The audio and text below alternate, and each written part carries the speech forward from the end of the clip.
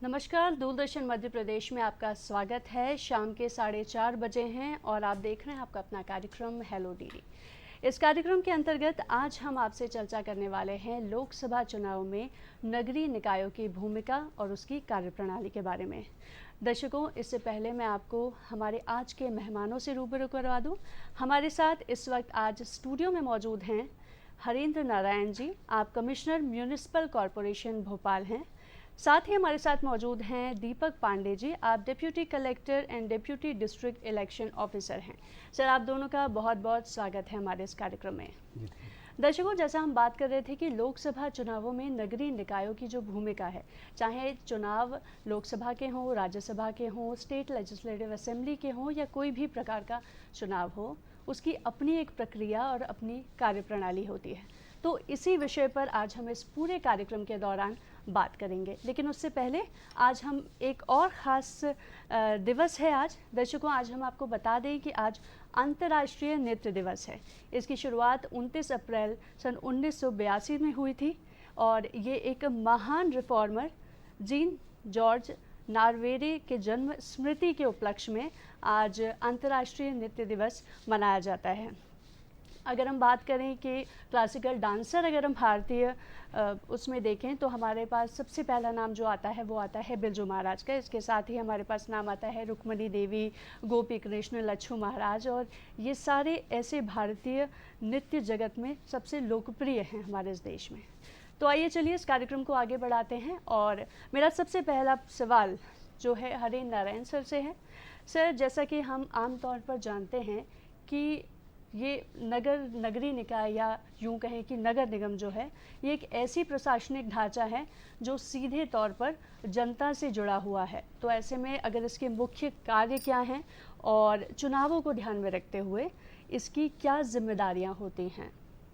देखिए, जो नगरीय निकाय है, कोई भी नगरीय निकाय हो, चाहे वो नगर पालिका हो या नगर निगम हो, वो सबसे नज़दीकी तौर पर जनता से जुड़े हुए होते हैं। जैसा कि हम जानते हैं कि केंद्र स्तर पर जैसे इस समय लोकसभा का चुनाव होना है, इसी तरह से राज्य स्तर पर विधानसभा का चुनाव होता है। तो जो लोकल बॉडीज़ होती हैं वो सब उसका नाम से ही जैसा कि आप समझ सकते हैं कि वो जो लोकल सबसे जो जनता से जुड़े हुए, अगर निचले स्तर की बात की जाए या ग्राउंड उसकी बात की जाए तो जितनी भी तरह की जनता को सुविधाएं देनी है, एक जो भी नगर में जिस तरह, चाहे वो स्वास्थ्य हो, चाहे वो स्वच्छ पानी हो, स्वच्छ वातावरण हो, इन सभी मतलब की जितनी भी बेसिक इम्यूनिटीज होती हैं जो एक जनता को मिलनी चाहिए, चाहे वो पानी हो, इलेक्ट्रिसिटी हो या स्वच्छता हो या सिक्योरिटी की बात हो। सिक्योरिटी में एक्चुअली मैं उसमें मतलब ये कहना चाहूँगा कि सिक्योरिटी जो है वो पुलिस का एक वो होता है, अधिकार क्षेत्र होता है, तो उसमें नगरीय निकाय नहीं करते हैं। बट हाँ, हम लोगों से सिक्योरिटी या बेहतर वातावरण देना, मतलब जिसमें जिस तरह आपने सुना होगा एक term AQI, air quality index, तो उसमें भी नगरीय निकाय की एक बहुत बड़ी भूमिका होती है कि वो स्वच्छ वातावरण दें, इस तरह के अपने नगर में कानून बनाएं जिससे कि पॉल्यूशन ना हो। तो ये सारी चीज़ें जिसमें मतलब मैं ये कहना चाहूँगा कि टेंजिबल सर्विसेज होती हैं, साथ में इनटेंजिबल सर्विसेज भी नगरीय निकाय देता है।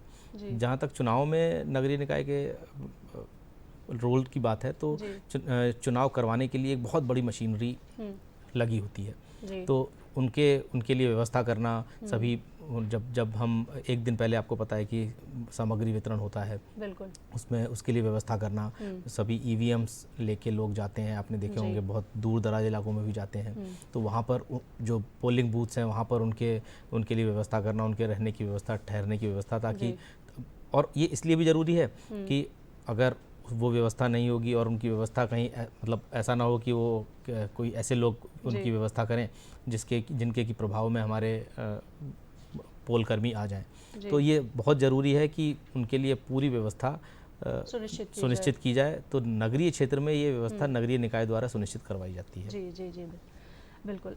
दीपक सर, मैं आपसे जानना चाहूँगी, क्योंकि आप इलेक्शन ऑफिसर भी हैं, तो ऐसे में नगर निगम क्या महत्व रखता है? जैसा अभी सर बता रही थी कि पोल डे के दिन उसके पहले नगरीय निकाय की जो टीम है उसका क्या कार्य है। इसके अलावा हम जनता को मतदान के लिए आकर्षित करें जी, एक अच्छा वातावरण दें। बिल्कुल। उसके लिए हम लोग मॉडल बूथ भी बनाते हैं। मॉडल बूथ में हम वो सारी सुविधाएं लोगों को उपलब्ध कराते हैं, जैसे छाया होती है, बच्चों को खेलने के लिए कुछ सामान रखते हैं जी, ताकि जो छोटे बच्चे आए वो वहाँ खेल लें और उनके माता या पिता वोटिंग सुकून से कर सकें। अच्छा, तो ये जो सुविधा है वो कर्मचारियों के लिए जो वहाँ पे काम कर रहे हैं, या फिर वो लोग भी जो वोट देने आए हैं? जो वोट देने आए हैं बेसिकली ये सुविधा उनके लिए ज़्यादा है। अच्छा। कर्मचारियों के लिए तो है ही, क्योंकि उनको तो उस कक्ष के अंदर रुक करके मतदान कराना है। जो बाहर से लोग वोट डालने आ रहा है जी, तो नगरीय निकाय में नगर निगम, नगर पालिका, नगर परिषद जो भी हैं वो तमाम इन सब व्यवस्थाओं को भी देखती हैं जी। आम जनता के लिए जो वोटिंग के लिए आई है, और जो हमारी टीम है जो चुनाव कराने गई है जी, उसके लिए स्वच्छ पीने का पानी, उसके लिए बेहतर व्यवस्थाएं रुकने की और कार्य करने की, ये सारी सुविधाएं भी नगर निगम। अच्छा सर, ऐसी भी कुछ सुविधा है जैसे जिनको ट्रांसपोर्टेशन अवेलेबल नहीं हो पा रहा है, हम इस पे बात करेंगे, लेकिन उससे पहले हमारे साथ एक कॉलर जुड़ गए हैं। अशोक जी, बताएं आपका प्रश्न क्या है?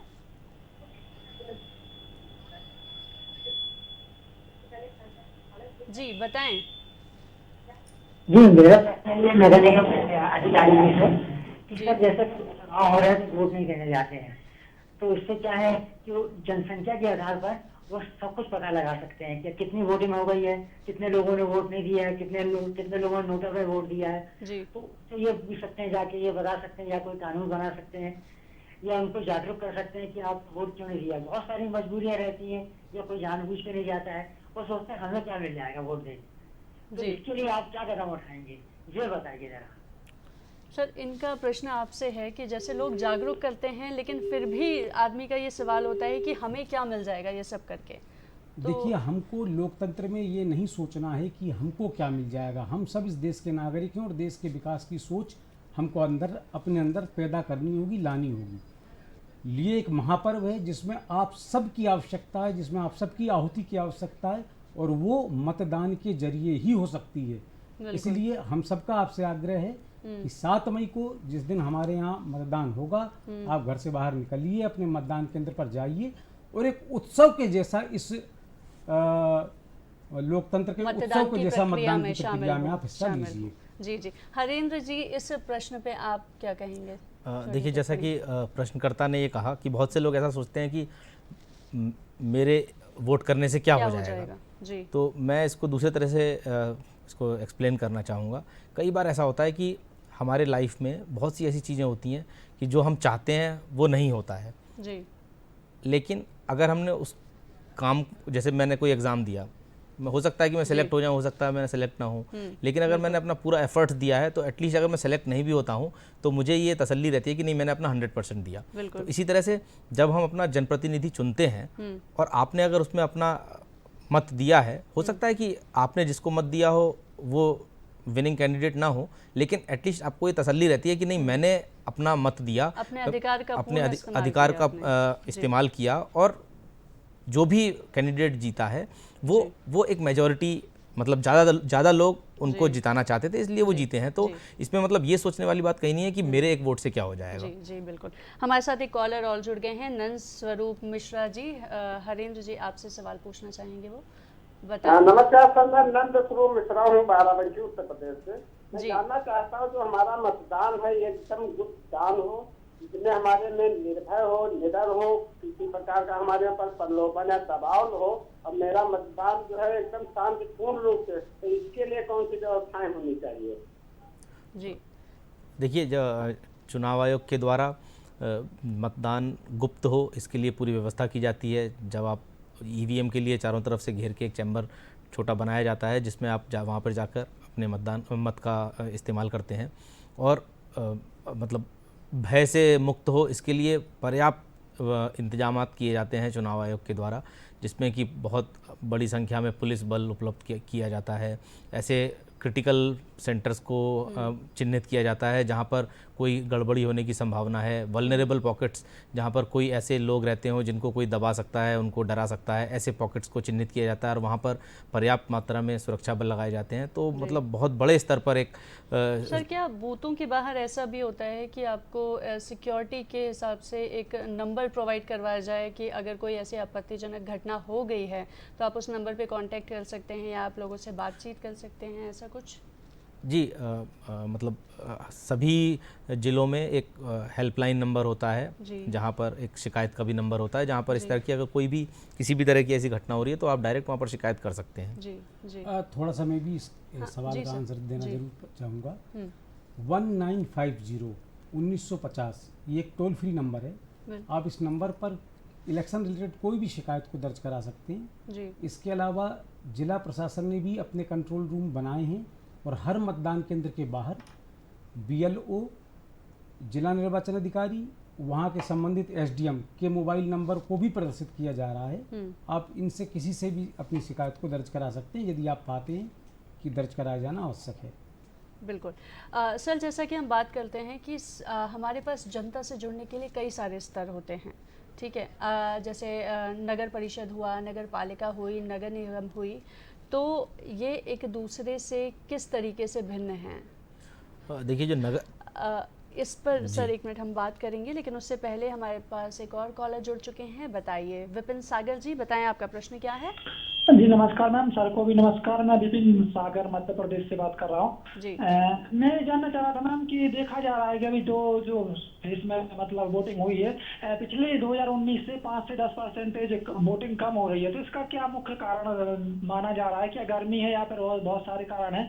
और जो आम लोग हैं आसपास के लोगों को कैसे प्रोत्साहित कर सकते हैं कि उन्हें वोट देने जाना चाहिए? जो मतलब मान लीजिए मैं वोटिंग के लिए गया लेकिन मुझे पता है कि 1-2 लोग जो गाँव के या पड़ोसी है वो नहीं गए, तो उन्हें हम कैसे मना सकते हैं? जी। तो सर यहाँ पे भी बात जागरूकता की है कि वो लोगों को जागरूक कैसे कर सकते हैं। मैं आपसे आग्रह ये करूंगा कि आपके सवाल में ही कुछ जवाब आपने निहित कर रखे हैं। आपका भी ये दायित्व बनता है कि जब आप वोट दें तो आप दूसरे लोगों को भी प्रेरित करें कि वो आपके साथ जाएं या उस दिवस पर जरूर जाएं और मतदान करें। ये आपकी भी जिम्मेदारी है।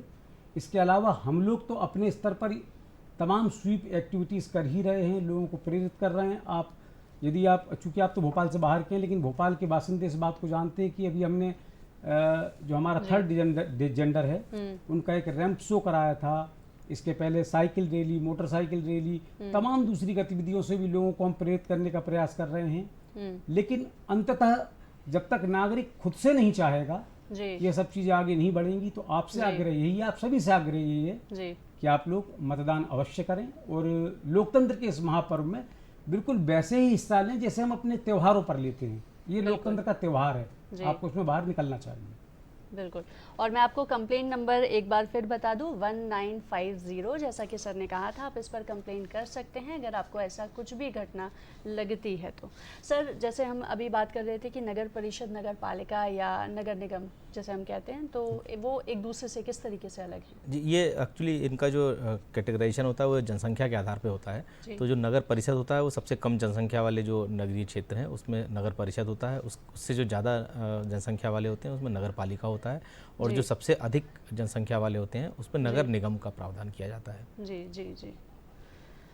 सर मैं आपसे जानना चाहूँगी, जैसे खुद जैसे नगर निगम है तो नगर निगम के खुद अपने कितने स्टेजेस होते हैं कि मतलब ऐसी क्या प्रोसेस होती है जिस तरीके से वो जनता की कंप्लेंट्स या उन चीज़ों का निवारण करते हैं? दरअसल मैडम नगर बेसिकली जैसे सर अभी बता रहे थे, हाँ, जनसंख्या के आधार पर नगर परिषद, नगर पालिका और नगर निगम बनते हैं। 20,000 की जनसंख्या तक नगर परिषद, 50,000 की जनसंख्या तक नगर पालिका और लगभग 2 लाख की जनसंख्या पर नगर निगम की अवधारणा है। थोड़ा बहुत परिवर्तन हमेशा होता रहता है क्योंकि ये सब नीतिगत मामले हैं। जी जी जी। तो और तीनों संस्थाओं का मूल कारण यही है, मूल ध्येय यही है कि वो आम जनता को बेसिक सुविधाएं उपलब्ध कराएं, उसके बदले में उनसे टैक्सेशन वसूलें और व्यक्तियों को स्वच्छ पानी, स्वच्छ वातावरण जो रहने के लिए आवश्यक है वो उपलब्ध कराएं। जी जी बिल्कुल। तो अगर हम बात करते हैं लोकसभा चुनावों की, तो निकायों की जिम्मेदारियां किस तरीके से महत्वपूर्ण हो जाती हैं इन चुनावों में अगर बात करें तो, या जनता सीधे तौर पर इनसे कैसे जुड़ सकती है, या आप जनता को जागरूक करने के लिए क्या कार्य करते हैं, जो ग्राउंड लेवल से जो कार्य शुरू होता है तो उसको किस तरीके से देखते हैं कि किसी भी इलेक्शन में एक पूरी मशीनरी काम कर रही होती है चुनाव को कराने के लिए, और एक दूसरी तरफ एक टीम होती है जो आम जनता की है, जो लोकतंत्र के स्तंभ हैं, जो वोटिंग करते हैं। प्रशासन मैं प्रशासन के कार्य को 4 स्टेप में बांटना चाहूँगा। प्रशासन सबसे पहले लोगों को ये सुविधा मुहैया कराती है कि जो भी व्यक्ति चुनाव लड़ना चाहता है वो अपना नाम निर्देशन पत्र प्रस्तुत करे जी। और चुनाव में हिस्सेदारी मतलब बतौर एक अभ्यर्थी के रूप में ले। उसके बाद दूसरा चरण हमारा आता है जब प्रचार अवधि जिसको हम बोलते हैं, जिसमें जो लोग चुनाव लड़ रहे हैं वो लोगों तक अपनी बातों को रखते हैं जी। लोगों को प्रभावित करने का प्रयास करते हैं कि उनकी नीतियाँ क्या रहेंगी भविष्यात्मक और वो लोगों को क्या सुविधाएं उपलब्ध कराएंगे। तीसरा हमारा कार्य होता है पोल डे पर, यानी मतदान दिवस पर जब हम पोलिंग कराते हैं, उस दिन का एक अलग पूरा प्रोटोकॉल है। उस दिन हम ये वातावरण उपलब्ध कराते हैं कि सभी व्यक्ति स्वस्थ मन से स्वतंत्र और निर्भय होकर वोटिंग करें। और फिर आखिरी में आता है मतगणना, जब मतों की गिनती होती है और हम रिजल्ट डिक्लेयर करके आपके प्रतिनिधि को आपके बीच में ले जाते हैं जी, सौंपते हैं आपको। बिल्कुल। इसीलिए आपने सुना होगा कि कलेक्टर को हमारे साथ एक और कॉलर जुड़ चुके हैं, जहीद जी, पूछे आप क्या पूछना चाहते हैं? सर इसमें जो नगरीय निकाय के बारे में आपने जो बताया सर, नगरीय निकाय में माने जो इसमें क्या भूमिका रहती है नगरीय निकाय की इलेक्शन के अंदर में? नहीं, नगरीय निकाय की भूमिका इलेक्शन के अंदर में केवल एक नोडल विभाग के रूप में है जो मतदाताओं को और मतदान कर्मियों को सुविधाएं उपलब्ध कराता है। मतदाताओं को सुविधाएं, मैंने शुरुआत में आपको बताया था, मॉडल बूथ वगैरह तैयार करते हैं ताकि आपको वहाँ कोई असुविधा का सामना ना करना पड़े। पीने के लिए पानी हो, टॉयलेट हो, स्वच्छ हो, वातावरण हो, और अगर लंबी लंबी लाइनें लग रही हैं तो छाया की भी व्यवस्था हो। बेसिकली वो व्यवस्थाओं के रूप में है जी नगर निगम का काम लोकसभा इलेक्शन में जी। अच्छा जी, थैंक यू। तो जागरूकता करने के स्तर पे अगर हम बात करें तो ऐसा कुछ कैंपेन वगैरह या लोगों को जागरूक करने के लिए कर्मचारी वगैरह या वहाँ के कुछ अपॉइंट नहीं किए जाते? ऐसे मान लीजिए कि रूरल एरिया में जहाँ पे लोग ज़्यादा जागरूक नहीं हैं, वोट देने नहीं जा रहे हैं, तो ऐसे में क्या कुछ कार्य करती है? हम लोग वोटिंग डे से 48 घंटे पहले तक, बल्कि और उसके काफ़ी पहले तक से चालू कर देते हैं लोगों को जागरूक करने का कार्य। और लेकिन ये चूंकि मतदान स्वैच्छिक है, हम किसी को बाध्य नहीं कर सकते इस कार्य के लिए, लेकिन हमारा प्रयास यही रहता है कि हम लोगों तक ये मैसेज जरूर भेजें कि उनको इस महापर्व पर हिस्सा लेना चाहिए। ठीक।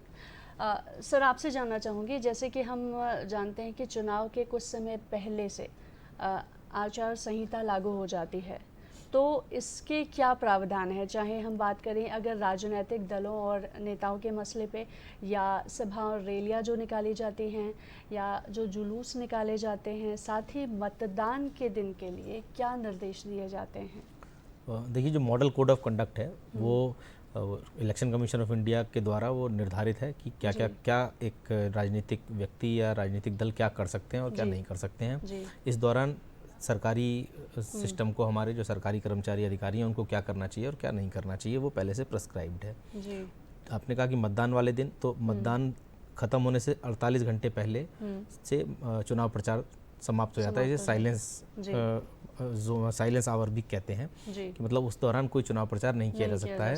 और बाहरी कोई व्यक्ति अगर है, उस कॉन्स्टिट्यूएंसी से बाहर का व्यक्ति है, तो उस कॉन्स्टिट्यूएंसी में बिना किसी काम के वो नहीं रह सकता है या किसी को प्रभावित करने की कोशिश नहीं कर सकता है।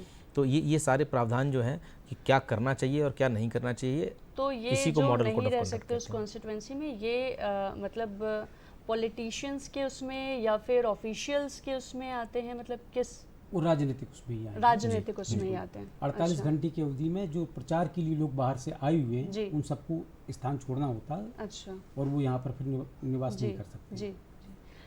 तो सर जैसे मतलब चलिए हम एक कॉलर और जुड़ गए हैं हमारे साथ, सुनील दुबे। बताइए आप क्या प्रश्न पूछना चाहते हैं? हाँ मैडम, नारायण जी से मेरा एक सवाल है जी कि स्थानीय निकायों की भूमिकाएं जी जिसमें हम वर्तमान में पोस्टर बैनर जो रहते हैं इनके लगे हुए पहले के जो हैं उसको हटाते हैं, जिस पर प्रतिबंध रहता है चुनाव आयोग की तरफ से। क्या इस पीरियड में जो बहुत ज्यादा अतिक्रमण हो रहे होते हैं, क्योंकि इसी पीरियड में होते हैं, उनको हटाने की कार्रवाई नहीं कर सकते? जी मुझे सवाल समझ में आ गया। तो इनका बेसिकली सवाल है कि जो अतिक्रमण होता है उसको, ये तो मैं वही बताना चाहता हूँ, अतिक्रमण हटाने की जो कार्रवाई है उसका चुनाव से स्पेशली कोई लेना देना नहीं है, वो एक निरंतर चलने वाली प्रक्रिया है। अतिक्रमण मतलब कि जो भी गैरकानूनी रूप से कोई कहीं पे भी अतिक्रमण करता है तो वो उसका मतलब एज सच कोई चुनाव से उसका डायरेक्ट संबंध नहीं है। जहाँ तक आपने पोस्टर्स की बात कही, तो जब मॉडल कोड ऑफ कंडक्ट लागू होता है उस समय विदिन 48 आवर्स हमें सभी पब्लिक प्लेसेस से, सभी सरकारी जगहों से हमको सारे जितने भी उससे पहले राजनीतिक पोस्टर बैनर होते हैं वो हटाने होते हैं। उसके बाद कोई भी पॉलिटिकल पार्टी सिर्फ अनुमति लेकर ही, डिस्ट्रिक्ट इलेक्शन ऑफिसर की अनुमति लेकर ही कोई पोस्टर बैनर लगा सकता है। जी, तो हमें उम्मीद है कि आपको आपके सवाल का जवाब मिल गया होगा। कॉल करने के लिए बहुत बहुत धन्यवाद। तो सर मैं ये जानना चाह रही हूँ कि हमारी 18वीं लोकसभा के चुनाव चल रहे हैं और तीसरे चरण का मतदान की तारीख भी नज़दीक है, तो ऐसे में एक अहम हिस्सा जो है वो है ईवीएम मशीन, जिससे हम हार और जीत का फैसला करते हैं। तो इस बार ईवीएम को लेकर क्या सख्त जो चुनाव आयोग ने कुछ निर्णय जो दिए हैं? पांडे साहब कुछ बताइए। जवाब सर अगर आपकी हाँ प्लीज़ पसंद करूँगा। ईवीएम के लिए एक प्रोटोकॉल बना हुआ है और ईवीएम मशीन जब भी एक जगह से दूसरी जगह मूवमेंट करती है जी, तो जिस व्हीकल में वो मूवमेंट करती है उसमें जीपीएस लगाया जाता है और हर मूवमेंट की सूचना हम पॉलिटिकल पार्टीज को देते हैं जी। पॉलिटिकल पार्टी शब्द मैंने इसलिए यूज किया क्योंकि कैंडिडेट अगर डिक्लेयर हो जाते हैं तो कैंडिडेट्स को देते हैं, यदि उसके पहले हम मूवमेंट कर रहे हैं तो हम पॉलिटिकल पार्टीज जो रिकॉग्नाइज्ड पॉलिटिकल पार्टीज हैं जो हमारी भारत देश में 6 हैं उनको हम हर बार सूचना देते हैं। वो यदि चाहें तो अपने व्हीकल को हमारे व्हीकल के पीछे लगाकर उसको ट्रैक कर सकते हैं। ईवीएम जब भी हमारे पास आती है तो स्ट्रांग रूम में रखी जाती है। स्ट्रांग रूम का एक प्रोटोकॉल है और उसमें एक यूनिट पूरी पुलिस की मतलब सीआरपीएफ की लगती है, उसकी सूचना देते हैं। स्ट्रांग रूम को जब भी खोला जाएगा, जब भी बंद किया जाएगा, उसकी वीडियोग्राफी होगी, फोटोग्राफी होगी। उस समय भी राजनीतिक दलों के लोगों को बुलाया जाता है जी। हम जब भी ईवीएम का रेंडमाइजेशन करते हैं, रेंडमाइजेशन करने का मतलब ये है कि मेरे पास 5000 मशीनें हैं, उनमें से मुझे जरूरत पड़ेगी 3000 मशीनों की, तो मैं उन 5000 में से 3000 मशीनों को कंप्यूटर से रेंडमाइज करके एक सॉफ्टवेयर बना हुआ है, ईएमएस सॉफ्टवेयर उसको बोलते हैं।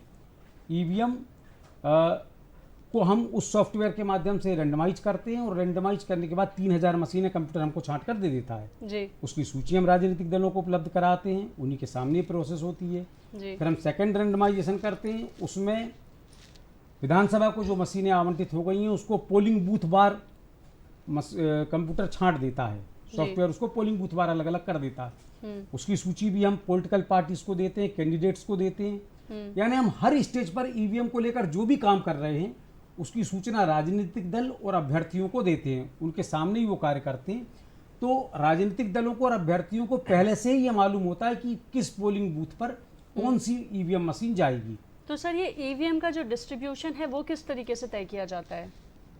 मतलब जैसे इस बूथ पे इतनी ईवीएम मशीन जाएंगी? जो मैंने देखिए हमारे पास पोलिंग बूथ्स हैं, विधानसभा बार हैं वो, जैसे मेरे भोपाल संसदीय क्षेत्र में अगर मैं भोपाल शहर की बात करूं तो 7 मतदान केंद्र आते हैं और इनमें 2097 पोलिंग बूथ्स हैं जी। इन 2097 पोलिंग बूथ्स पर हम एक एक मशीन देते हैं जी, जी। तो कुछ मशीनें रिजर्व में होती हैं जो हमारे सेक्टर अधिकारी रखते हैं ताकि यदि चुनाव मतलब पोल पीरियड के दौरान किसी मशीन में कोई गड़बड़ी आती है तो उसको रिप्लेस कर सकें जी। तो ये सॉफ्टवेयर के माध्यम से सिलेक्ट होता है, राजनीतिक दलों की उपस्थिति में ये तय किया जाता है, सिलेक्ट होता है और उसकी कॉपी से उनको देते हैं ताकि वो अपने एजेंट को ये बता सकें कि भाई इस वाले मतदान केंद्र पर इस नंबर की मशीन जाएगी और उनके एजेंट आकर मिलाते हैं कि हाँ वही मशीन है, उसी मशीन से फिर पोल होता है जी। ठीक। तो हमारे साथ एक और कॉलर जुड़ गए हैं, यशविन। बताएं, पूछिए क्या पूछना चाहते हैं आप? जी मैम नमस्कार। मेरा सवाल ये था कि अगर लोकसभा चुनाव क्योंकि देश में चल रहे हैं और अगर हम नोटा का प्रयोग करते हैं तो क्या हमारा वोट खराब हो जाएगा? क्योंकि हमें अगर ऐसा लगता है कि हमारे दोनों प्रत्याशी हैं जो हम नहीं चाहते उन्हें वोट देना, तो नोटा का प्रयोग करना ठीक रहेगा? ये मेरा सवाल है। देखिए, नोटा बेसिकली इनमें से कोई नहीं, जो आपने अपने सवाल में ही कहा कि यदि आपको कोई भी अभ्यर्थी पसंद नहीं आ रहा है, उसी को लेकर के माननीय सुप्रीम कोर्ट के आदेश के बाद ये विकल्प सभी जनता को दिया गया है कि यदि वो किसी अभ्यर्थी को पसंद नहीं करते हैं तब भी वो वोट डालने आए और नोटा को वोट दें। नोटा के वोट भी रिकॉर्ड होते हैं और उनकी जानकारी भी आयोग तक जाती है। अभी लेकिन ये कह पाना बड़ा मुश्किल है कि इस पर आगे क्या निर्णय होगा। भविष्य में नोटा को लेकर के जो भी निर्णय होगा उससे आपको अवगत कराया जाएगा। फिलहाल तक तो यही प्रक्रिया है कि आप नोटा को वोट दीजिए और नोटा के वोटों को ECI तक पहुंचाया जाता है। सर, मैं आपसे जानना चाहूँगी, जैसे बूथ लेवल की बात करते हैं तो BLO का क्या कार्य होता है? BLO के बारे में मेरे ख्याल है अभी हम बात भी कर रहे थे, जैसे ट्रेनिंग की प्रक्रिया अभी जारी है जी। तो जितने चरण के चुनाव होते हैं उससे पहले ट्रेनिंग्स दी जाती हैं लोगों को, तो ऐसे में BLO का क्या महत्व? दरअसल BLO यानी बूथ लेवल ऑफिसर जी। हमारे जितने भी मतदान केंद्र हैं उनमें एक शासकीय व्यक्ति की नियुक्ति की गई है जी, जिसको BLO कहा जाता है। BLO का मूल कार्य मतदाता सूची को तैयार करना और उसको अपडेट रखना है जी। यानी हमने एक बार मतदाता सूची बना ली, अब उस मतदाता सूची में कोई नया व्यक्ति नाम अपना जुड़वाना चाहता है तो उसके दो रास्ते हैं, या तो आप ऑनलाइन एप्लीकेशन फाइल कर दीजिए या आप ऑफलाइन यदि फॉर्म भर कर देना चाहें तो आप अपने BLO को सबमिट कर दीजिए जी। ऐसे ही यदि आपने अपना एड्रेस चेंज किया है, आप एक जगह से दूसरी जगह शिफ्ट हुए हैं तो फॉर्म नंबर 8 है, आप उस 8 को या तो ऑनलाइन भर दीजिए या अपने संबंधित BLO को। तो ये जो BLO हैं वो फिक्स होते हैं एरिया के हिसाब से? बिल्कुल, ये हर मतदान केंद्र के लिए एक BLO नियुक्त होता है। अच्छा। जो मतदाता सूची को बनाता है और उसको अपडेट करता है। ये जो BLO होते हैं वो चुनाव के दौरान ही किए जाते हैं या फिर? नहीं, ये हमेशा का एक पद है और हमेशा काम कर रहा होता है, भले ही निर्वाचन वर्ष हो अन्यथा नहीं। अच्छा, हमेशा काम करता है। जी जी जी, ठीक। सर, मैं आपसे जानना चाहूँगी कि जैसे सेवा मतदाता एक टर्म है, तो ये क्या होते हैं और भारत में निर्वाचनों की कितनी मुख्य श्रेणियां हैं? सेवा मतदाता बेसिकली 3 प्रकार के हैं। एक ऐसे जो भारत सरकार में जो सेनाओं में नियुक्त हैं जी जी। दूसरा स्टेट में सेना में स्टेट पुलिस है जो अन्य राज्यों में पदस्थ है जी। और तीसरी कैटेगरी है ऐसे शासकीय सेवक जी जिनको सरकार ने यानी भारत सरकार ने विदेश में नियुक्त किया हुआ है। अब आप सोचिए, एक व्यक्ति एक गांव का रहने वाला है, वो सेना में पदस्थ है और उसकी पोस्टिंग सपोज कारगिल में है, तो वो अपना वोट डालने अपने गांव तक नहीं आ पाएगा। तो ऐसे में उसको ये अधिकार दिया गया है कि वो चयन करे कि उसका नाम अपने गांव की वोटर लिस्ट में होना चाहिए या जहां वो पोस्टिंग प्लेस है उसका, वहां उसका नाम वो रखवाना चाहता है। यदि वो पोस्टिंग प्लेस पर अपना नाम रखवाना चाहता है तो सेवा निर्वाचक के रूप में हम उसकी एक अलग से वोटर लिस्ट तैयार करते हैं और ऐसी स्थिति में हम उसको इलेक्ट्रॉनिकली पोस्टल बैलेट इशू करते हैं और वो पोस्टल बैलेट वहां तक पहुंच जाता है। मैं आपका जवाब लूंगी, लेकिन एक कॉलर हमारे साथ जुड़ चुके हैं। सूरज, पूछिए आपका प्रश्न, क्या पूछना चाहते हैं आप? जी नमस्कार मैडम। जी नमस्कार जी, मेरा सवाल यही है कि अगर कोई मरीज है जो अस्पताल में, जैसे कि सर अभी बता भी रहे थे कि सेवा मतदाता है, इनके लिए व्यवस्था की है, तो इस बार कई सारे नए इनिशिएटिव निर्वाचन आयोग ने लिए हैं। जो बुजुर्ग मतदाता हैं उनको घर पहुंच सेवा दी जा रही है कि वो घर पे अपने वोट कर सकते हैं। तो जो क्या जो अस्पताल में जो मरीज एडमिट हैं, जो गंभीर बीमारी से पीड़ित हैं और अपना उपचार करा रहे हैं, उनके लिए भी ऐसी कोई क्या व्यवस्था की गई है? ये मेरा सवाल है। सर, मैं ये आपसे जानना चाहूँगी, अगर देखिए अभी फिलहाल जो व्यवस्था है वो सिर्फ बुजुर्ग और दिव्यांग मतदाताओं के लिए ही की गई है। बीमार मतदाताओं के लिए अभी ये नहीं है। मे बी कि भविष्य में कभी ऐसी कोई ऐसी चुनाव आयोग के द्वारा इस तरह की सुविधा दी जाए। कोविड के लिए तो रखा गया था कि कोविड-19 कोविड जो पॉजिटिव थे या जिनको सस्पेक्टेड थे जो उनको भी हम लोगों ने पोस्टल बैलेट के जरिए मतदान कराया था। लेकिन जैसा सर बता रहे हैं कि जो दूसरे प्रकार के मरीज हैं उनके लिए अभी तो इसमें निशक्त जन भी आ जाते हैं, इसमें थर्ड जेंडर भी आ जाता है, तो इन लोगों के लिए निशक्त जन और दूसरा कैटेगरी 85+ वोटर्स 85 साल से ज्यादा जन है जो। इसमें एक चीज और मैं पूछना चाह रहा था आपसे कि जिस तरीके से हम अगर हमें अप्लाई करना है, कोई बुजुर्ग व्यक्ति है जो 85 वर्ष के ऊपर है, तो कैसे अप्लाई कर सकते हैं, वो प्रोसेस अगर आप समझा दें, प्रक्रिया बता दें। बिल्कुल, आप अपना इंटरनेट आज खोलिएगा और उस पर एक पोर्टल है, उसे बोलते हैं हम नेशनल वोटर सर्विस पोर्टल, या इलेक्शन कमीशन की साइट पर आप जाइएगा तो आपको एक फॉर्म नंबर 8 मिलेगा ऑनलाइन। उसमें आप एज अगर 85 प्लस, ये देखिए 2 कारण हो सकते हैं। एक तो ये हो सकता है कि हमारी वोटर लिस्ट में किसी की एज गलत लिखी हो, तो आप उसमें जाकर उसको सही करने की रिक्वेस्ट दे सकते हैं। दूसरा है कि वो व्यक्ति निःशक्त है, तो यदि उसकी निःशक्तता का प्रतिशत 40% से ज़्यादा है तो आप उसमें PWD, पर्सन विद डिसेबल, एक पॉइंट, एक मतलब एक विंडो आएगी, आप उसको क्लिक कर दीजिएगा तो वो PWD के रूप में मार्क हो जाएगा। और ऐसे दोनों प्रकार के वोटर्स को फिर हम होम वोटिंग की सुविधा देते हैं। फॉर्म नंबर 8 के जरिए आप इसको कर सकते हैं। सर, मैं आपसे जानना चाहूँगी, जैसे आप एक प्रशासनिक अधिकारी होने के साथ साथ आप एक वोटर भी हैं, तो इस चुनाव को आप किस तरीके से देखते हैं, और अगर कुछ बदलाव करना हो तो आप क्या बदलाव करना चाहेंगे? जी, मतलब एज ए वोटर मेरा तो प्रेफरेंस यही रहता है कि जो कैंडिडेट मुझे पसंद है मैं उसको वोट ज़रूर दे के आऊँ।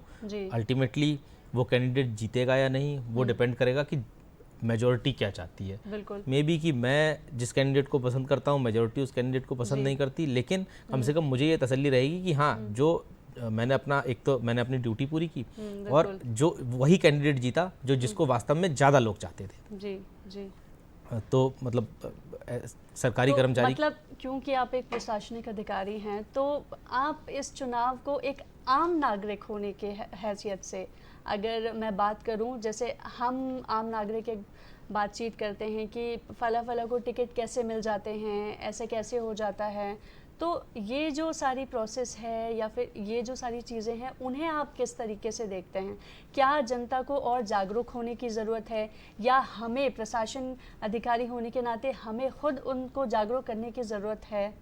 तो क्या कुछ लगता है? मेरा ये मानना है कि जागरूकता जो है वो मतलब वो इवॉल्व होती रहती है जी। कि मतलब मे बी कि आज मुझे जो जागरूकता लग रही है मे बी कि 100 साल के बाद लोगों को लगे कि वो लोग जागरूक नहीं थे 100 साल पहले वाले।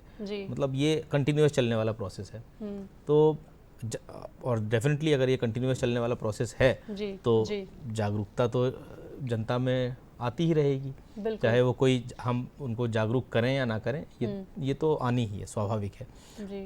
जैसा आपने कहा कि बहुत से लोग जैसे आम जनता, हम प्रशासनिक अधिकारी के रूप में, क्योंकि हम कोड ऑफ कंडक्ट हमारे सर्विस रूल्स से बंधे होते हैं, तो हम ओपनली बहुत ज़्यादा इसके बारे में हम चर्चा नहीं कर पाते हैं कि कौन सा कैंडिडेट कैसा है, या हम ओपनली अपने पॉलिटिकल व्यूज़ को एक्सप्रेस नहीं कर सकते तो हैं। क्या मतलब जैसे निर्वाचन से पहले जब कैंडिडेट अपने फॉर्म भरता है तो उस फॉर्म में कई तरह की डिटेल्स होती हैं, तो क्या वो जो डिटेल्स हैं वो एक आम नागरिक देख सकता है, उन्हें जान सकता है? क्या वो बताई जाती हैं, टेलीकास्ट की जाती हैं, ब्रॉडकास्ट की जाती है? तो इस तरीके से जो निर्वाचन के के लिए जब नामांकन होता है तो उसमें एक एफिडेविट होता है। एफिडेविट में उसमें कैंडिडेट के बारे में सारी जानकारी, उसके और उसके परिवार के बारे में, उसके पास कितना एसेट्स हैं, कितना पैसा है, क्या लोन्स हैं, उसके बारे में, उनके ऊपर अगर कोई भी मुकदमे चल रहे हैं, कोई भी क्रिमिनल केसेस चल रहे हैं, वो सारी जानकारी उनको भरनी होती है। और कोई भी कॉलम, उसमें एक ही शर्त होती है, कोई भी कॉलम खाली नहीं छोड़ना होता है, या तो हाँ या ना जो भी है उसको भरना है या निरंक लिखना है। और यदि कोई खाली छोड़ता है तो वो डिस्क्वालिफिकेशन का एक रीज़न बनता है। और उस एफिडेविट को इलेक्शन कमीशन ऑफ इंडिया के वेबसाइट पे डाला जाता है, जिससे कि आम जनता उसको देख सके। इसलिए आपने देखा होगा कि आजकल बहुत जल्दी वो पब्लिक होता है, उस पे पब्लिक होता है, का कोई पासवर्ड या ऐसा कोई कोड वगैरह इसलिए आपने देखा होगा कि आजकल बहुत सारे जो एसोसिएशंस हैं, बहुत सारे ऑर्गेनाइजेशंस हैं जो ऐसी जानकारियां लेके और तत्काल प्रकाशित कर देती हैं कि फलां पार्टी में इतने लोगों के ऊपर क्रिमिनल केस चल रहा है, या इतने लोग, इतने करोड़पति हैं, या इतने लोग के पास ये एसेट्स हैं, क्योंकि वो पब्लिक है वो जानकारी, तो वो पब्लिक डोमेन में है, तो कोई भी उसको देख सकता है, आम जनता बिल्कुल देख सकती है। इलेक्शन कमीशन जो चीज़ होती है, जो डिटेल है, वो इलेक्शन कमीशन की वेबसाइट पर जाकर आप देख सकते हैं खुद। और इसके अलावा एक चीज़ और है, जो आपराधिक केसेस जिनके या तो पेंडिंग है या जिनमें सजा हो गई है, उस जानकारी को ऐसे हर अभ्यर्थी को 3 बार अखबार में प्रकाशित कराना होता है और 3 बार दूरदर्शन पर, मतलब किसी टेलीविजन चैनल पर दिखाना होता है। तो ये फिक्स है, 3 बार दिखाना ही तीन बार होता है या दिखाना ही उससे है, कम? बिल्कुल 3 बार अच्छा। दिखाना ही है जी और 3 बार उसको अखबार में निकलवाना ही है। ये आम जनता के लिए, ताकि वो अपने कैंडिडेट्स को समझ पाएं, जी देख पाएं। जी जी जी। तो हमारे साथ एक कॉलर और जुड़ गई हैं, गायत्री जी, पूछिए आप क्या प्रश्न पूछना चाहती हैं? हमारे गांव से बहुत दूर है, तो हमारी जो महिलाएं हैं जी, बुजुर्ग महिलाएं, वो कैसे वोटिंग करेंगी? सर इनका कहना है कि अगर पोलिंग बूथ जो है वो इनके नगर से दूर है तो ऐसे में देखिए कैसे जाएं महिलाएं? मेरा कहना यह है कि मतदान केंद्र पर महिलाओं के लिए एक अलग लाइन लगाई जाती है जी, और जो भी वृद्ध महिलाएं हैं या जो प्रेग्नेंट लेडी हैं या जिनकी गोद में बच्चा है जी, उनको प्रायोरिटी बेसिस पर, यानी उनको प्राथमिकता के आधार पर पहले वोटिंग करने का अवसर मिलता है। जी, तो आप बिल्कुल भी ये ना सोचिए, आप मतदान केंद्र तक जाइए, वहाँ आपकी सुविधाओं का ख्याल रखते हुए लोग आपको पहले वोटिंग कराएंगे।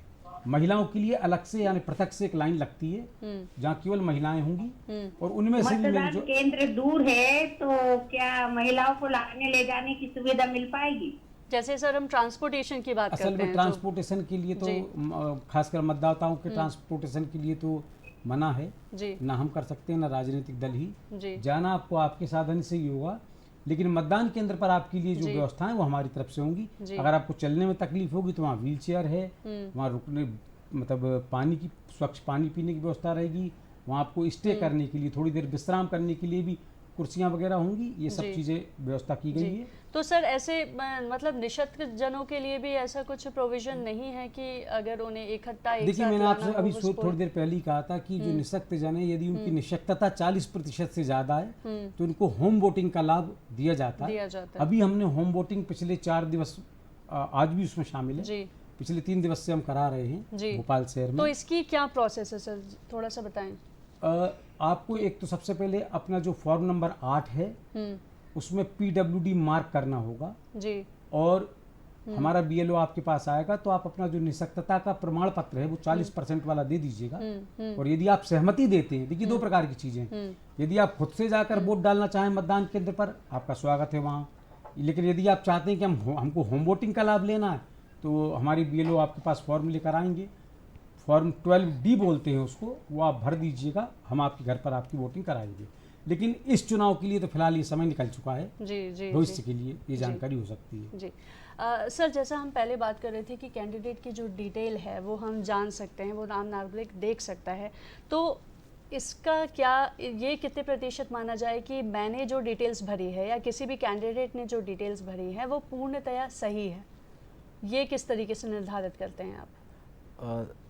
ये आपका बिल्कुल सवाल जायज़ है जी, क्योंकि डिस्ट्रिक्ट इलेक्शन ऑफिसर के पास या रिटर्निंग ऑफिसर के पास इतना मैकेनिज्म ये नहीं होता है कि वो उनके फैक्ट्स को चेक करें, और ना ही उनका ये मैंडेट है। तो उसको जब वो पब्लिक डोमेन में डाला जाता है तो पब्लिक डोमेन में पब्लिक उसको देख के और फिर उसको वो वेरीफाई कर सकते हैं कि इन्होंने सही डाला है या गलत डाला है, और उसके आधार पर उसको कोर्ट में चैलेंज किया जा सकता है। उनके कैंडिडेचर को बाद में अगर उनका गलत पाया जाता है तो उनके कैंडिडेचर को निरस्त भी किया जा सकता है। मतलब कोई ऐसी कमेटी या कोई ऐसी संस्था नहीं है जो इन चीज़ों के लिए पर्टिकुलरली वेरिफिकेशन के लिए गठित की गई हो कि कैंडिडेट के वेरिफिकेशन के लिए आपके पास ये कमेटी या संस्था आएगी तो आपको ये सारी डिटेल्स जो हैं वो जनता है ना, हम सारी चीज़ें पब्लिक डोमेन में डाल देते हैं, जनता उसका अध्ययन करे और ये तय करे कि कैंडिडेट के द्वारा दी गई जानकारी सही है या नहीं।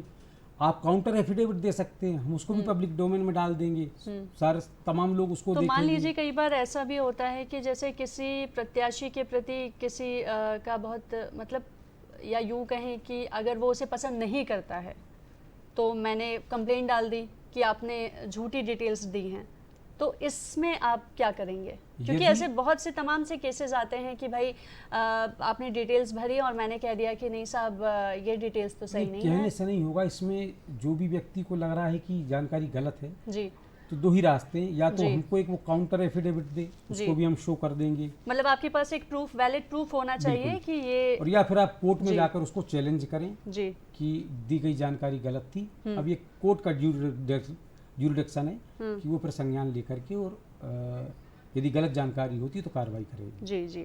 हमारे साथ एक और कॉलर जुड़ गए हैं, अंकित सोलंकी जी, पूछे आप क्या प्रश्न पूछना चाहते हैं? जी मैडम नमस्कार, मैं अंकित सोलंकी बात कर रहा हूँ शाजापुर से। जी मैं फर्स्ट टाइम वोटर हूँ और मेरी इस बार जो मतदाता सूची घर घर पहुंचाई गई उसमें मेरा नाम नहीं था, तो क्या मैं वोट डालने नहीं जा सकता हूँ? क्या मेरे पास वोटर आईडी तो है जी, वोटर आईडी बन गया है, नया वोटर आईडी बन के आया अभी 2 महीने पहले जी, लेकिन मतदाता पर्ची नहीं आई है। मेरे परिवार में सबकी आई है लेकिन मेरी जो वोटर स्लिप है वो नहीं आई, तो क्या मैं वोट डालने के लिए पात्र हूँ कि नहीं? देखिए, आप वोट डालने के लिए बिल्कुल पात्र हैं। आप एक आज काम कीजिए, आप इलेक्शन कमीशन की वेबसाइट या सीईओ की वेबसाइट ceo madhyapradesh.com या ECI election commission of India या वोटर हेल्पलाइन, इन तीनों में से किसी को भी आप जब गूगल पर डालेंगे तो आप ये वेबसाइट्स खुल जाएंगी। आप काम कीजिएगा, जब ये खुलें तो उसमें आता है कि मतदाता को पहचाने। आप अपना जो इपिक आपके पास आया है उसके नंबर उसमें डाल दीजिएगा, वो इन्फॉर्मेशन आपको स्क्रीन पर ला देगा, उसका आप प्रिंट ले लीजिएगा। ये भी बेसिकली वोटर पर्ची ही है जो आपके घर में बाकी के लोगों को मिल गई है, किसी कारण से आपको नहीं मिल पाई जी, तो आप इस ढंग से। और दूसरा ये कि आपका नाम यदि मतदाता सूची में है जी, तो आप मत डालने के लिए पात्र हैं। वोटर स्लिप किसी कारण से नहीं आ पाई होगी जी, तो आप अपने संबंधित एसडीएम कार्यालय से संपर्क करके भी वोटर स्लिप को ले सकते हैं। बिल्कुल बिल्कुल। चलिए, कॉल कर लेंगे। बहुत बुजुर्गों के लिए एक चीज और चल रही है, वो भी मैं समझना चाह रहा था जी, कि इस बार बुजुर्गों के लिए विशेष अभियान के तहत जो है जगह जगह से ऐसा हमने टेलीविजन पे देखा था कि लोग घरों पर वोट डाल रहे हैं, जी, तो सर वो क्या है, थोड़ा सा वो भी आप बता देंगे। हमारे यहाँ भी कुछ बुजुर्ग हैं जो है 80 साल के ऊपर हैं और बूथ जो है हमारा गांव का बहुत दूर है, तो क्या व्यवस्था निर्वाचन आयोग ये करता है? क्या ये वोट कैसे डाले जा रहे हैं, इसकी कुछ जानकारी नहीं, थोड़ा सा आप बता देंगे तो। ठीक है, आपके सब प्रश्न का आंसर ये है जी, इसको हम लोग बोलते हैं होम वोटिंग, और इसकी सुविधा 85+ के जो उम्रदराज लोग हैं उनको दी गई है जी, और विकलांग लोगों को दी गई है।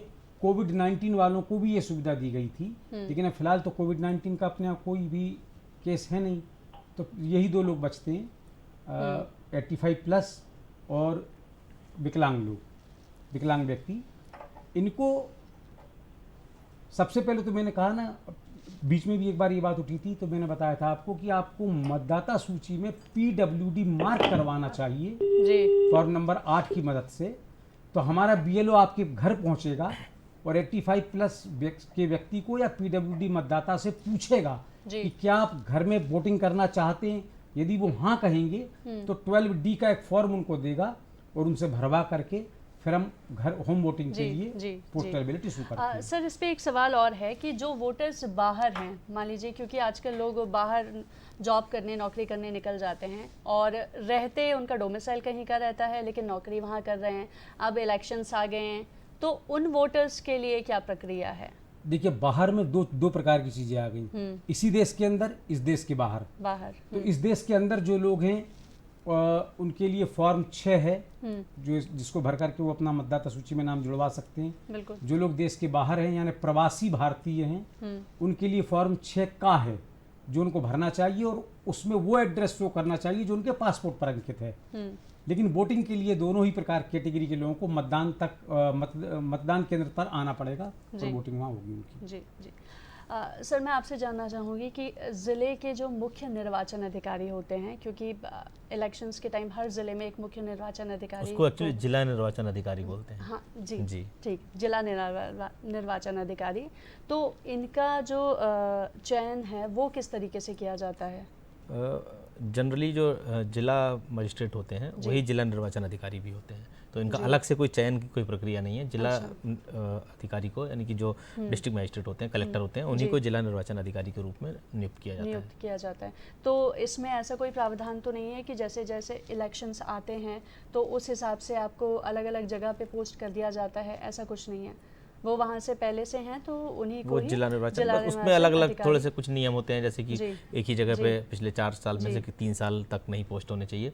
अगर वो हैं तो उनका ट्रांसफर हो जाएगा, जो दूसरे आएंगे वो जिला निर्वाचन अधिकारी कहलाएंगे। मतलब वो किसी व्यक्ति से नहीं, पोस्ट से संबंधित रहता है। पोस्ट से संबंधित रहता है। सर, ऐसे में जो नगर निगम की जो भूमिका होती है वो कितनी नगर निगम का जैसा कि बताया कि सभी प्रकार की सुविधाएं मुहैया कराना, मतदान केंद्र पर सामग्री वितरण और प्राप्ति स्थल पर, ये नगर निगम का रोल रहता है। तो इनका सीधा कोई कनेक्शन जो है लोक चुनावों से या लोकसभा चुनावों से ऐसा कुछ नहीं रहता है, ये नगर निगम जो है वो सुविधा मुहैया करवाने के लिए जी, मतलब सीधा ही एक तरह से है, मतलब डायरेक्टली अगर आप मतदान केंद्र तक आप जा पा रहे हैं, आपके कर्मचारी मतदान केंद्र जी के व्यवस्थाओं में इन्वॉल्व है, तो एक तरह से आपका सीधा ही उससे सरोकार है। जी जी जी। हमारे साथ एक और कॉलर जुड़ गए हैं, अमित, पूछिए क्या पूछना चाहते हैं आप? जी नमस्कार। जी नमस्कार। मैं अमित कुमार बात कर रहा हूँ दिल्ली से। जी जी, मेरा सवाल ये था कि मैडम मेरा वोट जो है एमपी का है और यहाँ पे इस बार बहुत सारे नए इनिशिएटिव लिए हैं, तो क्या हम सेवा मतदाता में आते हैं क्या? मेरी प्राइवेट जॉब है यहाँ पे, तो क्या हम सेवा मतदाता में आते हैं, ये मैं जानकारी चाह रहा था। देखिए, सेवा मतदाता में केवल 3 ही कैटेगरी हैं। एक जो भारत सरकार के सशस्त्र बल हैं लेकिन उनकी पोस्टिंग बॉर्डर में कहीं है। दूसरा, हर राज्य के ऐसा बल जो दूसरे किसी अन्य जगह यानी राज्य से बाहर जिसकी पोस्टिंग है। और तीसरा, भारत सरकार के वो कर्मचारी अधिकारी जो अपनी सेवाओं के कारण विदेशों में पदस्थ हैं, जो विदेशी राजनयिक होते हैं, वहाँ की बात चली दूतावास की, इनको ये अधिकार दिया गया है कि ये बतौर एक सर्विस वोटर अपना नाम रजिस्टर्ड करा सकते हैं और हम इनको इलेक्ट्रॉनिकली फिर पोस्टल बैलेट के माध्यम से इनका वोट गिरवाते हैं। तो आप चूंकि एक प्राइवेट जॉब में हैं जी, तो आपके लिए तो मैं क्षमा चाहूँगा कि आपके लिए ऐसी कोई व्यवस्था है नहीं। आपको अपने मतदान केंद्र पर ही आकर वोट देना होगा। जी, चलिए, हमें उम्मीद है कि आपको आपके सवाल का जवाब मिल गया होगा। सर, आप ही से एक सवाल मेरा भी है कि कुल अगर संख्या देखी जाए तो भोपाल शहर में बूथों की क्या संख्या होगी और ये बूथों का जो डिस्ट्रीब्यूशन है वो किस तरीके से है? देखिए, हमारे लिए यूनिट होती है विधानसभा। आप ऐसे समझिए बात को, एक एग्जांपल से मैं क्लियर करता हूँ। जैसे आपने देखा होगा आपके वार्ड हैं भोपाल में, वार्ड है, तो जो स्थानीय निर्वाचन होता है उसमें मतदाता सूची तैयार करते समय वार्ड यूनिट होती है। अब एक वार्ड में की जनसंख्या 25,000 है, मतलब 25,000 मतदाता हैं वहाँ के, सॉरी जनसंख्या तो ज़्यादा होगी, 25,000 यदि वहाँ के वोटर हैं, तो क्या 25,000 लोग एक जगह वोट डाल सकते हैं? नहीं। तो इसके लिए आयोग ने ये निर्णय लिया कि 1,000 लोग एक जगह पर वोट डालेंगे, सुविधाजनक रहेगा। तो उसने उस वार्ड में फिर 25 मतदान केंद्र बना दिए। ऐसा ही सेम विधानसभा के मामले में, विधानसभा यूनिट है, हम जो मतदाता सूची बनाते हैं वो बनाते हैं पूरी विधानसभा के लिए। अब यदि विधानसभा में 2 लाख मतदाता हैं तो आयोग ये कहता है कि सुविधाजनक तरीके से कितने लोग एक मतदान केंद्र पर वोट डाल सकते हैं। वैसे वो संख्या 1500 है। तो ये निर्धारित कैसे होता है कि इतने जनसंख्या के लोग जो हैं इस एरिया में वोट डाल सकते हैं? लगभग एक मतदान केंद्र पर अधिकतम 1500 लोग वोट डाल सकते हैं, अधिकतम। उसके ऊपर जैसे ही मतदाता बढ़ते हैं हम उस मतदान केंद्र को 2 हिस्सों में बांट देते हैं। अब एक मतदान केंद्र से 2 मतदान केंद्र बन जाएंगे। अच्छा, 1500 से ऊपर हम नहीं आने देते। जी जी। सर, जैसे हम लोकसभा या राज्यसभा चुनावों की बात करते हैं तो इसमें क्या अलग अलग प्रक्रिया होती है जब इलेक्शंस आते हैं? तो देखिए, लोकसभा इलेक्शन प्रत्यक्ष निर्वाचन है। इसमें जनता को अधिकार है कि वो जनता वोट डालेगी और अपने प्रतिनिधि को चुनेगी। राज्यसभा चुनाव प्रत्यक्ष चुनाव नहीं है। इसमें जो हमारे चुने हुए प्रतिनिधि हैं वो राज्यसभा सदस्यों का चयन करते हैं। तो राज्यसभा इलेक्शन में प्रत्यक्ष भागीदारी जनता की नहीं है, केवल विधानसभा और लोकसभा के चुनाव में ही है। ठीक। सर, निर्वाचन आयोग के क्या मुख्य कार्य होते हैं, थोड़ा सा? निर्वाचन आयोग का सबसे मुख्य कार्य तो निर्वाचन करवाना, मतलब चाहे वो विधानसभा के चुनाव हो या लोकसभा के चुनाव हो। इसके अलावा ये इंश्योर करना कि निर्वाचन जो है वो इलेक्शन फ्री एंड फेयर हो। ये कंटिन्यूअस जो हमारा जो मतदाता सूची होती है उसका अपडेशन करना, मतलब ये कंटिन्यूअस चलने वाली प्रक्रिया है और वो लगातार चलती रहती है। तो ऐसे में आपके पास कुछ ऐसे केसेस आते हैं कि जनता आपसे डायरेक्टली आपसे आके प्रॉब्लम्स को बताती है या चुनाव से जुड़ी चीज़ों को बताती है? क्या कुछ ऐसे केसेस देखने को सामने आते हैं? जी बिल्कुल, क्योंकि जो इसलिए मैंने बताया कि जैसे जिला निर्वाचन अधिकारी जो होते हैं वो बेसिकली जिले के कलेक्टर ही होते हैं। तो वहाँ तो जनता दिन रात अपनी समस्याओं को लेके आती है, तो उनमें से कोई अगर चुनाव से संबंधित समस्या है तो वो भी डायरेक्ट वो आके अपना शेयर कर सकते हैं। तो उसके लिए उसको क्या करना पड़ेगा? जैसे अगर मुझे शिकायत करनी है तो मुझे सबसे पहले क्या करना पड़ेगा? वहाँ आप तक पहुँचने के लिए मुझे क्या करना पड़ेगा? क्या मेरे पास कोई एप्लीकेशन होनी चाहिए या मैं किसी पोर्टल पे जाके पहले? पोर्टल भी है, इलेक्शन कमीशन ऑफ इंडिया का पोर्टल भी है, हेल्पलाइन नंबर भी है, और पेपर पे एप्लीकेशन लिख के भी दे सकते हैं, किसी भी तरह से दे सकते हैं। एक और माध्यम है, अगर आप MCC रिलेटेड यानी आदर्श आचरण संहिता के उल्लंघन से संबंधित कोई शिकायत करना चाहते हैं तो एक ऐप आयोग ने बनाया है, सी विजिल उसको बोलते हैं, सिटीजन विजिलेंस के नाम से, सी विजिल। आप उसको प्ले स्टोर पर जाके डाउनलोड कर सकते हैं जी।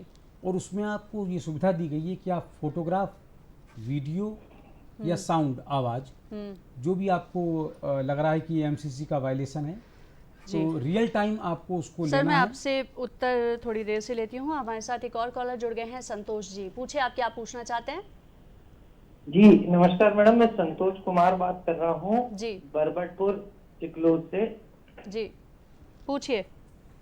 जी सवाल मैम मेरा यही था, मैं सेकंड टाइम वोटर हूँ। हमारे गांव में करीब 2000 परिवार रहते हैं जी। और यहाँ से हमारे बूथ जो है दूर है, अधिकांश लोग मजदूरी करते हैं। लेकिन मैंने वो एक रजिस्ट्रेशन कराया था स्वीप गतिविधियों में शामिल होने के लिए ऑनलाइन, लेकिन अभी तक मुझे उसमें शामिल नहीं किया गया। मैं भी चाहता हूँ कि लोगों को जागरूक करूँ और लोगों को ये अवेयर करूँ कि हमारे गांव में भी एक कैंपेन हो इस तरीके का कि लोग जो है जागरूक हों और मतदान करने के लिए जाएं।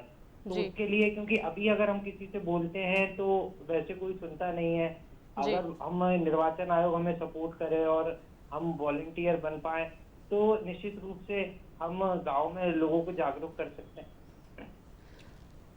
आयोग ने एक booth level awareness group BAG, bag आप बोल सकते हैं शॉर्ट में, ये बनाया है प्रत्येक मतदान केंद्र पर। और इस बूथ लेवल अवेयरनेस ग्रुप का जो सचिव है, सेक्रेटरी, वो बेसिकली BLO हैं। तो आप अपने BLO को बता दीजिएगा और उस आप ग्रुप में शामिल होकर स्वीप एक्टिविटीज में हिस्सा ले सकते हैं। ये हमारा बड़ा सौभाग्य है कि थोड़ा सा डिस्क्राइब अगर कर दें तो हमारे दर्शकों के लिए। स्वीप मतलब मतदाताओं को प्रेरित करना कि मतदान के दिन हिस्सा ले वोटिंग में, और हर वो गतिविधि करना जिससे चाहे मतदाता सूची हो या मतदान हो उसके प्रतिशत में वृद्धि हो, पात्र लोग उससे जुड़ें और मतदान की प्रक्रिया में अपना हिस्सा लें। ये स्वीप का मोटिव है जी। सर, 2 शब्द चलते चलते अगर आप कहना चाहें मतदाताओं के लिए संदेश। सर मैं तो बस इतना ही कहना चाहूँगा कि 5 साल में आप एक बार आपको मतदान करने का अवसर मिलता है तो आप बिना किसी डर के, बिना किसी जाति धर्म के भेद के आधार पर सही कैंडिडेट का चुनाव करें, जिससे कि आपको एक तसल्ली रहे कि आपने अपना कर्तव्य पूरा किया। जी बिल्कुल। सर, आपसे भी 7 मई को हमारे तीसरे चरण के मतदान होंगे। मेरा आप सभी से आग्रह है कि आप घर से निकलिए और इस मतदान की प्रक्रिया में हिस्सा लीजिए। हमारा ये दायित्व है, बल्कि मुझे तो ऐसा लगता है कि हमारी ड्यूटी भी है कि हम मतदान की प्रक्रिया में हिस्सा लें। Thank you. चलिए, तो हमें उम्मीद है कि आपको हमारा ये कार्यक्रम बेहद पसंद आया होगा। हमारे साथ आज इस कार्यक्रम में मौजूद थे हरे Narayan ji, commissioner municipal corporation Bhopal. साथ ही हमारे साथ मौजूद थे दीपक पांडे जी, आप deputy collector and deputy district election officer. आप दोनों का बहुत बहुत धन्यवाद हमारे इस कार्यक्रम में शामिल होने के लिए। और अब हमारी पूरी टीम को दीजिए इजाज़त। इसके साथ ही नमस्कार।